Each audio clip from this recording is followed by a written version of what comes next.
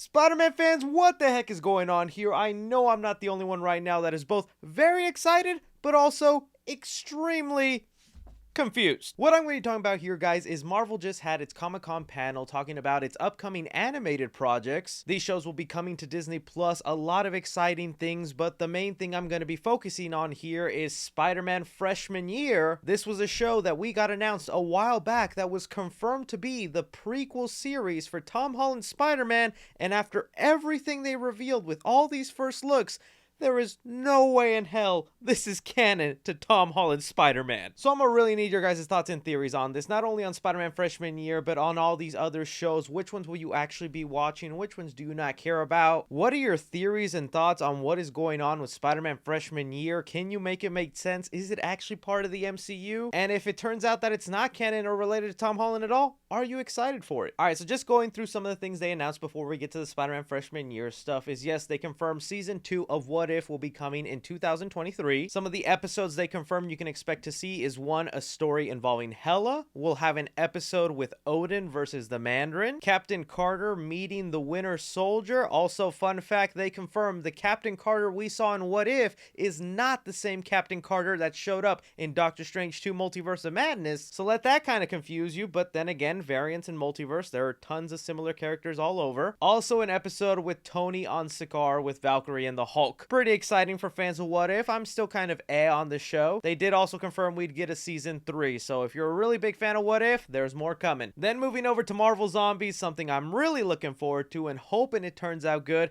It got confirmed it is going to be rated TVMA, which is basically rated R for TV shows. With Marvel already releasing films like Deadpool and Logan on their platform, it really is showing you that Marvel is opening up to more adult content, and knowing that this animated show will be gory and blood-filled, that's got to be exciting. We also got here a lineup of the characters we'll be seeing. A lot of the heroes here are from the Shang-Chi film. You have Kate Bishop, you have Yelena. Really funny that Jimmy Woo is going to be in here. And then also a lineup of the villain characters they'll be going after. This is set to release in 2024, so that looks exciting. On the X-Men 97 relaunch of the show, they showed us some first looks, letting us know that the character designs are going to stay very faithful to the original series. They also went ahead and showed some new characters that'll be popping up that never showed up in the original series, like Cable, Nightcrawler, and even Bishop. But probably most intriguing of all is they confirmed Magneto will be the leader of the X-Men in the 97 series. Now, that has me wondering a whole lot, because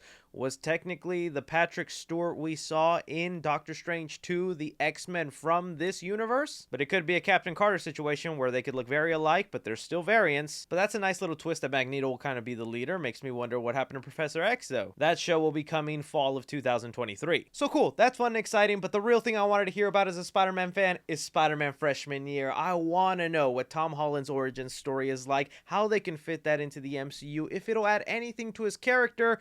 And I was starting to get blown away as they were revealing little by little, and I'm on my phone scrolling, updating, and refreshing. What are they revealing? Because it was making sense so far and fitting in with canon of Tom Holland's Spider-Man. So first things first, they showed us character designs of Peter Parker, and I thought he was looking great. I even like the animation style they're going with. They also gave us a very early prototype suit that Tom Holland's Spider-Man would have worn before the kind of sweatshirt look. I also thought this looked really cool and adds new and intriguing stuff to the lore. Then the first kind of big bombshell was revealed, and some of the friends that Spider-Man will be having in the show. For one, we got the announcement of Miko Minoru, which is a character canon in another Marvel series called The Runaways, and also that in this prequel series, Peter Parker will know Harry Osborn, and that was the first thing to blow my mind and make me go, oh, okay, that could still fit with canon. You could explain it that Harry Osborn went to the school with Peter Parker, was his friend freshman and sophomore year, then he moved away to a private school or somewhere else. Heck, I was even getting excited with the idea because I was like, oh, this feels like it could set up Spider-Man 4. We see Harry Osborn come back into town and look for his old friend Peter Parker, and then that kind of fills in the hole of a friendship since Ned and MJ are off doing their own thing in MIT. But that wasn't the end of the bombshell reveals. Then we got here our first look at Daredevil being part part of the series, and he will be voiced by Charlie Cox, the man who cameoed as Daredevil in Spider-Man No Way Home. I was like, no freaking way. Again, this could still be fitting in with canon, because one, it looks like an early prototype Daredevil design. Spider-Man teaming up with Daredevil has always kind of been a thing in the comics and in the animated series, so it could for sure be possible that they team up for some sort of mission, do something together, and Peter never finds out the identity of Matt Murdock, and Matt Murdock never finds out the identity of Spider-Man, so their interaction in No Way Home could still make sense, and they're oblivious to their secret identities. That's where I want to pause right here, and it felt like, oh my god, they're definitely setting things up in this prequel series of stuff that'll be happening in Spider-Man 4, because I feel like that's where they're headed off with Spider-Man 4, is it'll be the team-up film with Spider-Man and Daredevil. That'll be the MCU character that crosses over. We'll also get to meet Harry Osborn and all these other characters. It was all starting to come into place, and they were really revealing interesting stuff with Tom Holland's Spider-Man,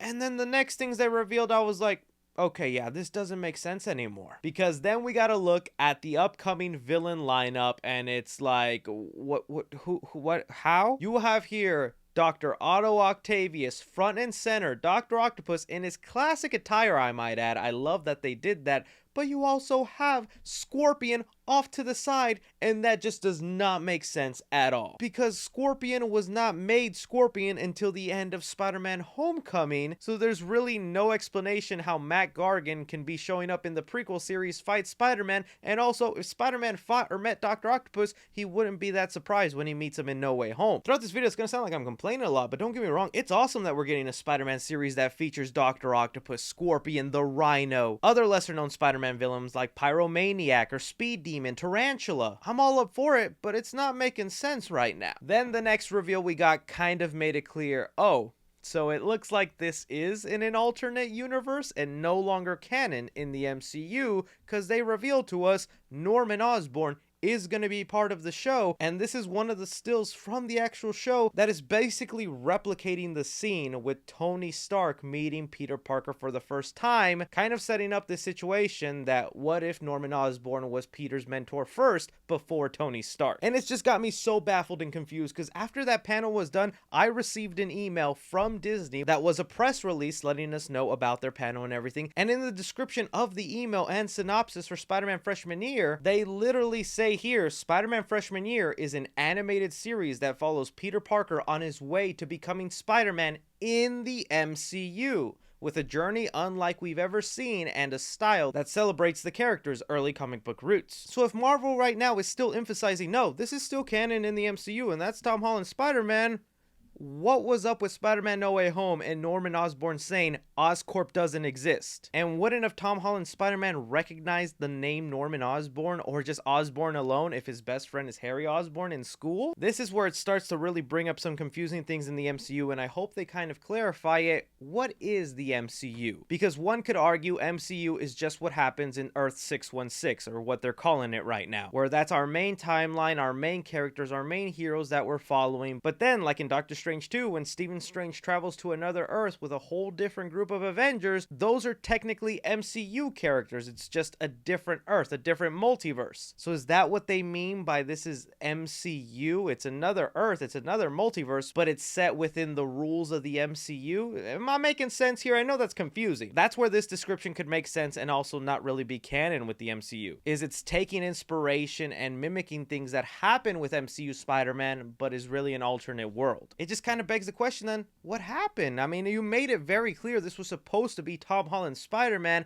Some fans are theorizing it's because No Way Home kind of did Spider-Man's origin. After we saw No Way Home, it kind of became clear that the first 3 Tom Holland Spider-Man movies were basically his origin movies. That whole trilogy was an origin, because it led to him eventually getting told with great power comes great responsibility from Aunt May. And maybe because they did that origin, it didn't make sense for Spider-Man Freshman Year to then go through the Uncle Ben story, have him die, pass on the words with great power comes great responsibility, that they were like, let's just do our own thing. And I know I'm gonna sound so ungrateful and like a douche by saying now that it's not technically really canon with Tom Holland's Spider-Man, I'm a little less excited, but that's just because I've already had a great standalone Spider-Man series. I have Spectacular Spider-Man, I have the 90s Spider-Man series. If this is another standalone Spider-Man series, I'd rather it just be standalone, be more comic faithful. This just feels like Spider-Man with MCU clickbait. I was hoping to see this show and get a better understanding of Tom Holland's Spider-Man, understand his background a little bit, and just kind of heighten my already appreciation for Tom Holland's Spider-Man. Either way, regardless, they're confirmed for a season 2, so they must have something good on their hands. I'm gonna be watching it either way, and it could be one of the best Spider-Man series ever since Spectacular Spider-Man. And who knows, man, maybe when we actually watch it, there is a clear explanation how all of this can exist and still be directly connected